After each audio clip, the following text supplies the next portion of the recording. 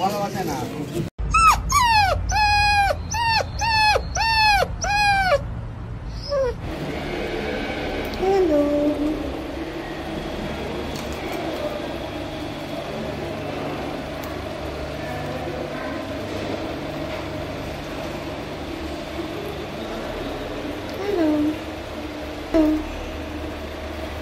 Good morning.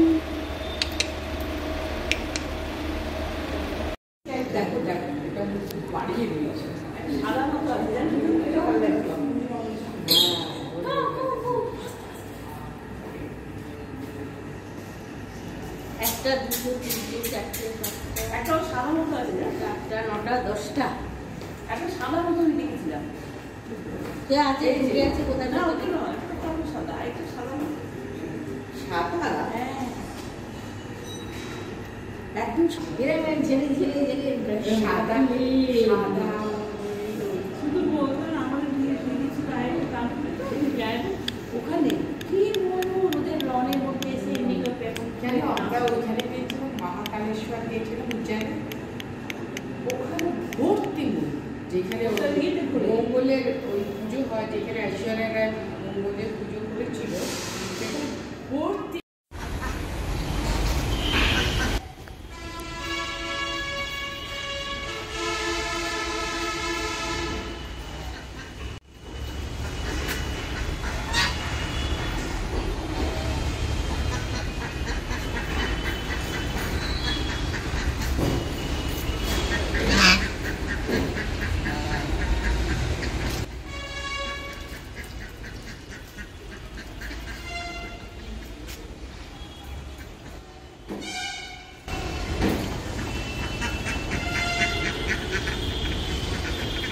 Hi.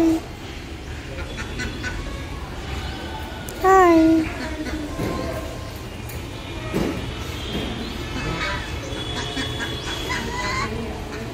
Hello. Hi. Yes.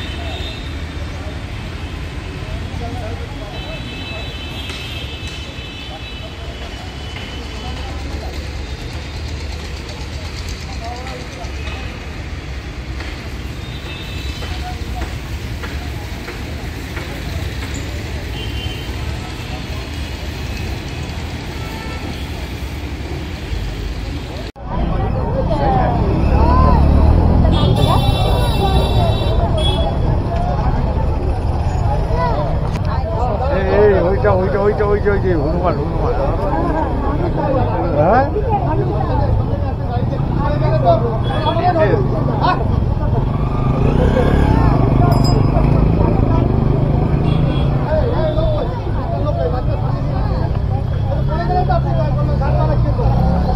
ঠিক একদম নামিয়ে দেওয়া উচিত, ঘাট ধাক্কা দিয়ে নামিয়ে দেওয়া উচিত।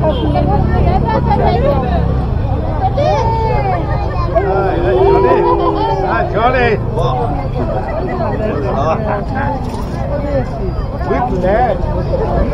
হ্যাঁ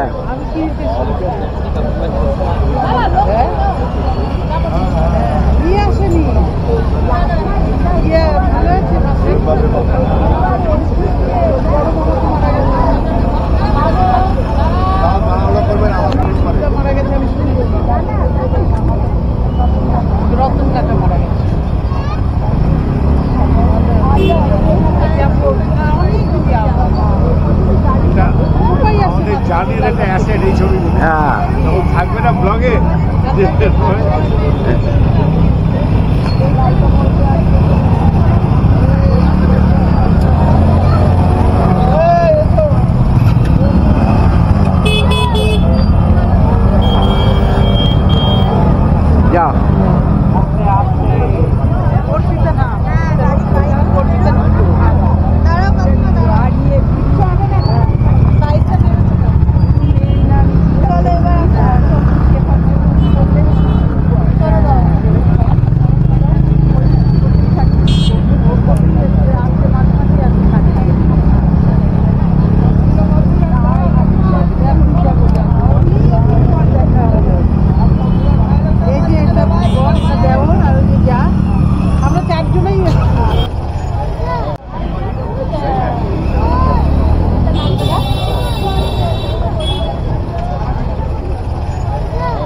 21শে ডিসেম্বর 2024।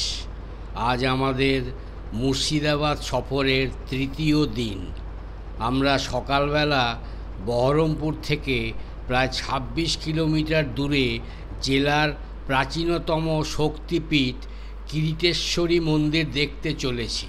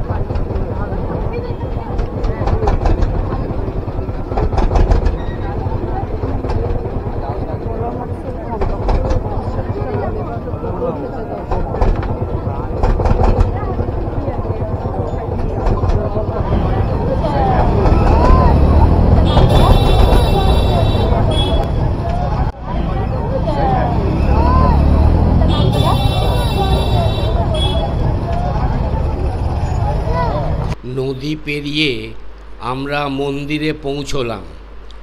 2023 সালে এই অঞ্চলটি ভারতের সেরা পর্যটন গ্রাম নির্বাচিত হয়েছিল।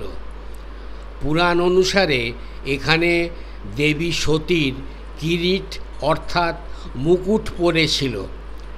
যেহেতু এখানে দেবীর কোনো অঙ্গ পড়েনি, তাই এই স্থানকে অনেকে পূর্ণ পীঠস্থান না বলে উপপীঠ বলেন। এই পীঠে দেবী বিমলা নামে পূজিতা হন। 1000 বছরেরও বেশি পুরনো এই মন্দিরটি 1405 সালে ধ্বংস হয়ে যায়। বর্তমান মন্দিরটি 19 শতকে লালগোলার রাজা দর্পনারায়ণ নির্মাণ করেন।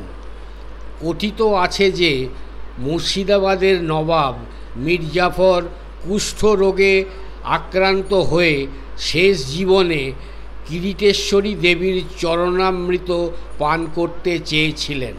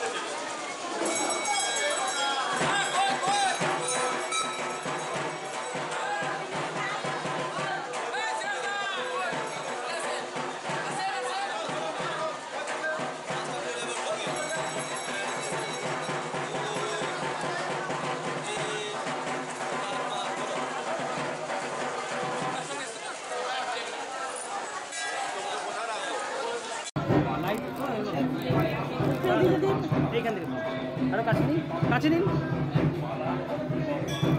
হ্যাঁ চলে আসছে।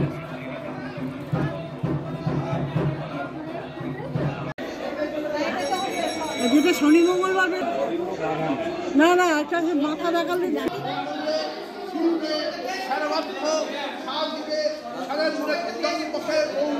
নারায়ণী নমস্তুতে। উপায় নেই, উপায় নেই। হ্যাঁ ঠিক আছে, ঠিক আছে।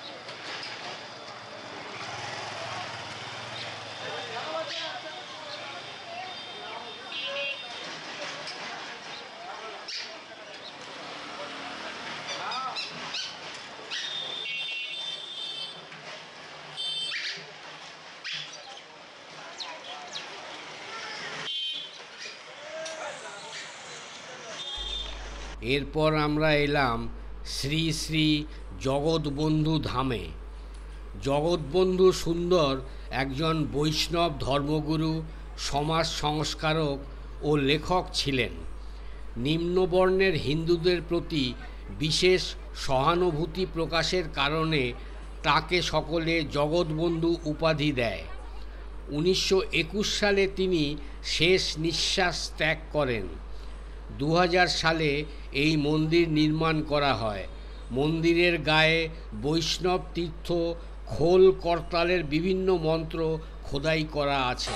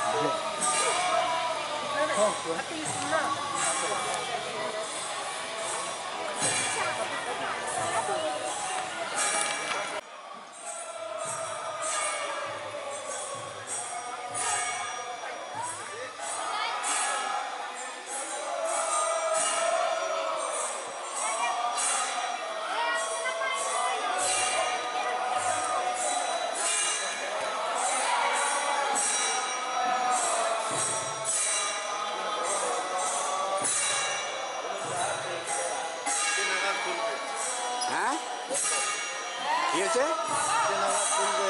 হ্যাঁ ওই তো।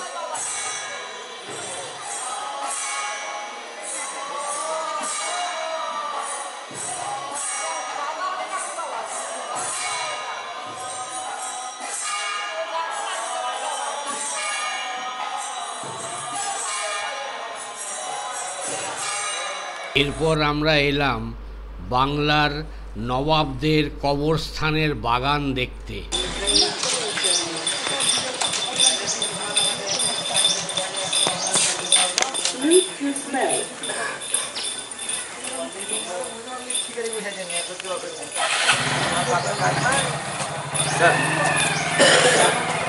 অ্যালাউড নয়?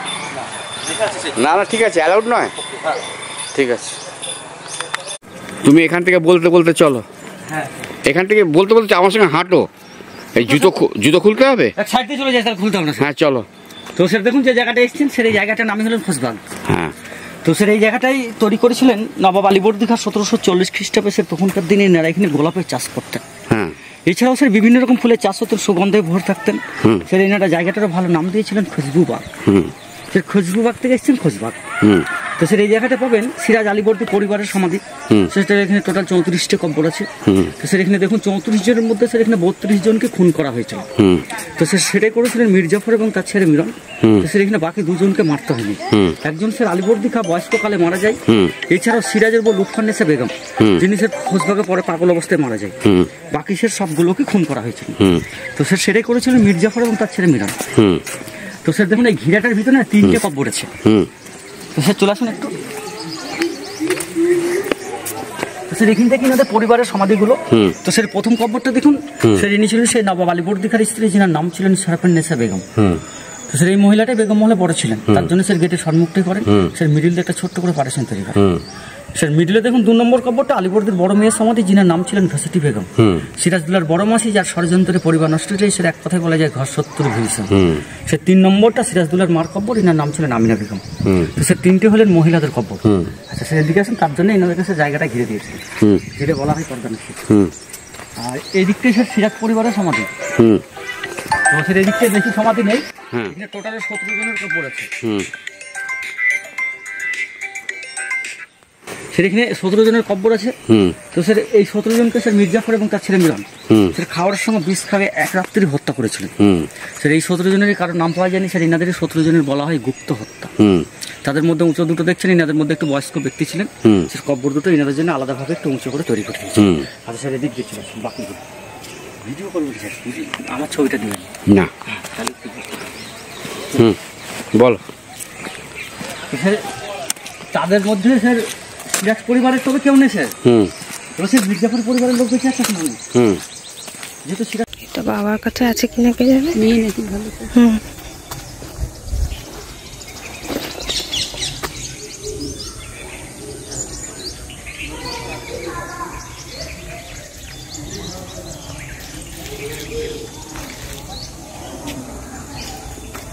এখানে আবার উর্দুতে লেখা আছে।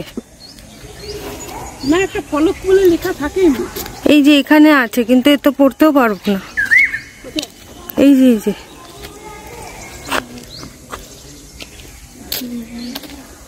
কি লেখা আছে কে জানে। এটা মনে হচ্ছে রিসেন্ট হচ্ছে, এটা খুব দিনকার নয় মন্ত্রীগুলো থেকে। দেখ ওরা মানে আবার করে বাঁধিয়েছে মনে হয়। এখনো তো আছে ওদের ইয়ে না। পরিবারটাকে সেই টাইমে শেষ করে দিয়েছিলেন মীর জাফর এবং তার ছেলে মিরন। মীর জাফর পরিবারের লোক বেশি আছে, সেটা আপনি নদীর ওপারে পাবেন। দেখুন জায়গাটার নাম হলো জাক্কারগঞ্জ। ওখানে 1100 কব্বর আছে, যেহেতু এনাদের পরিবারের লোক বেঁচে আছে। কি সুন্দর। এদিকে দেখুন স্যার 3টে কব্বর আছে। তো স্যার মিডিলে যে কব্বরটা দেখুন স্যার, এনার নাম ছিলেন দানিশ ফকির। স্যার এই দানিশ ফকিরের কাজ ছিলেন নৌকো চালানো, নৌকোর মাঝি ছিলেন। স্যার এই দানিশ ফকির সিরাজদৌল্লাহকে ধরে দিয়েছিলেন, যেটা বলছেন পায়ের নাগরা জুতো। তো স্যার দানিশ ফকির, এটা তার ছেলে, ওটা তার বউ। তো স্যার ওটা মহিলা বলে এনাকে জায়গাটা ঘিরে দিয়েছিল ছোট্ট করে।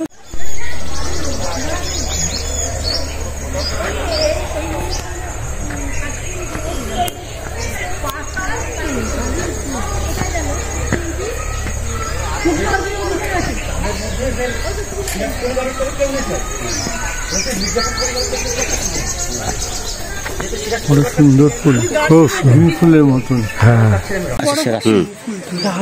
ওটা ফুল না, ওটা পাতাটাই ফুল, ওটা পাতা, এটা সাদাগুলো পাতা। আর সবুজ আর ওই সবুজগুলো ঝরে যাবে, ওগুলো বয়স হয়ে গেছে, ওগুলো কচি পাতা। আমরা ওই তো চল নাই ফুলের ওখানে।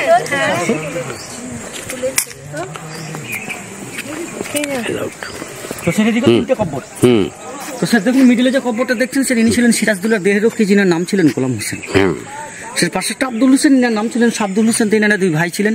স্যার হাফসেন খোঁজা, যিনাদেরকে বলা হয় হিজরা। স্যার ইনাদের কাজ ছিলেন, এনারা বেগম মহল্লা শুধু বেগম থেকে দেখাশোনা করতেন। হ্যাঁ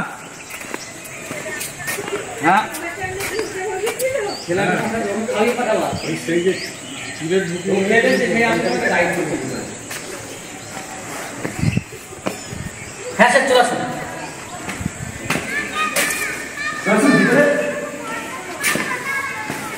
তো স্যার এই দেখুন স্যার সম্মুখে যে লিফলেট লাগানো দেখছেন স্যার, এই হলেন সিরাজদৌল্লার খবর। তো স্যার ইনি 3টে রাজ্যের মালিক ছিলেন, বাংলা, বিহার, উড়িষ্যা। এছাড়াও স্যার 7 ফুট 3 ইঞ্চি হাইট ছিলেন। আর সিরাজের পায়ে নিচে দেখুন, আরে স্যার জুতো পরে চলে আসছেন, স্যার জুতোটা খুলতে হবে, স্যার জুতোটা খুলতে হবে, এই দুটো।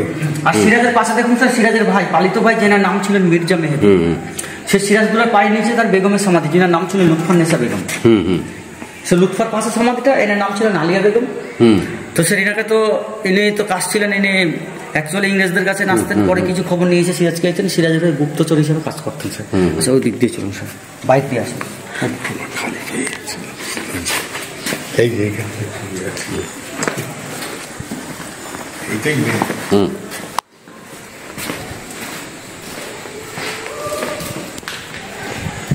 তো স্যার উঁচু কব্বরটা দেখুন স্যার, এটা হলে নবাব আলীবর্দীর সমাধি। সিরাজের দাদুর কব্বর, যেটা সিরাজদৌল্লা নিজে খোঁজবাগে তৈরি করে দিয়েছে। স্যার পায়ের দিকেটা দেখুন নবাব সিরাজদৌল্লার মেয়ের কব্বর, যেটার নাম ছিল নমমুদ্দা জোহরা। স্যার এনাকে তো 5 বছর বয়সী মারা গেছে। তো স্যার এদিকে দেখুন আলীবর্দীর আরেক মেয়ের ছেলে মমিনা বেগম, যেনার নাম ছিলেন সাকাত জং বাহাদুর। স্যার ইতিহাসে ভালো নাম পাবেন জং বাহাদুর। স্যার এনার স্ত্রী মতি বেগম। তো স্যার এনারাও সিরাজ বিরুদ্ধেই থাকতেন। পরে স্যার মির্জাফর এনাদেরকে মেরে দিয়েছিলেন। তো এনাদের পরিবারটা তখনই সে শেষ করে দিয়েছে। তো সামনে দেখুন এটা হলেন মসজিদ, এটাই তৈরি করছিলেন নবাব আলীবর্দী খান 1740 খ্রিস্টাব্দে নামাজ পড়ার জন্য। সেটা এই মসজিদটাই নাম দিয়েছিলেন খোসবাগ মসজিদ। তো সেটা এখন বর্তমান জায়গাটা গভর্নমেন্ট নিয়ে নিয়েছে, নামাজ পড়া হয় না, ওই জন্য এটা বন্ধ করে রাখা হয়েছে। তো সেটা আপনি ছবি টবি করে দেন, সে নিচে নেমে যাচ্ছে, নিচে করে ছবি যতটা পড়ে আছে প্রবলেম হবে, নিচে থেকে ছবি।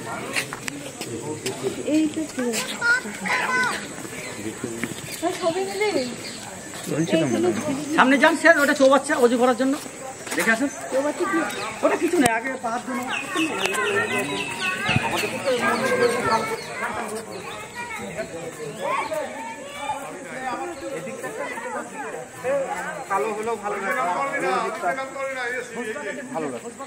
এই জন্টু ইয়ে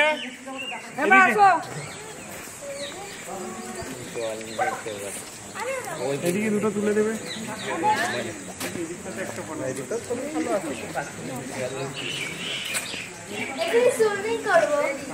অনেক ছোট্ট লাগছে।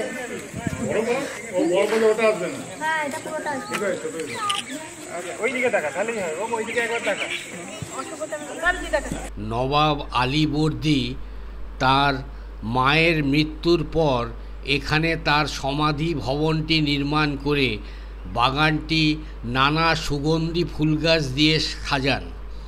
এর নাম রাখা হয় খুশবু বাগ, তারপর হয়ে যায় খোশবাগ।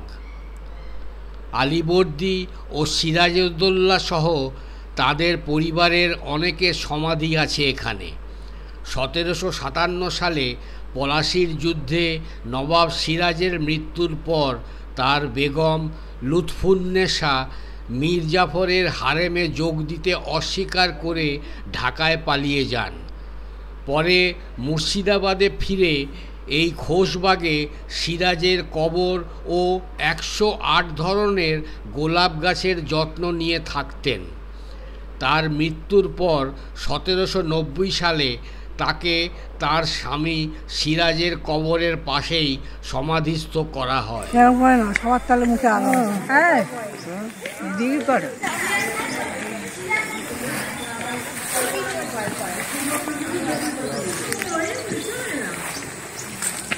তোমরা ঠিক বসার জায়গা জোগাড় করে নাও। আলীবর্দী খানের 3 কন্যা ছিল না 4 কন্যা।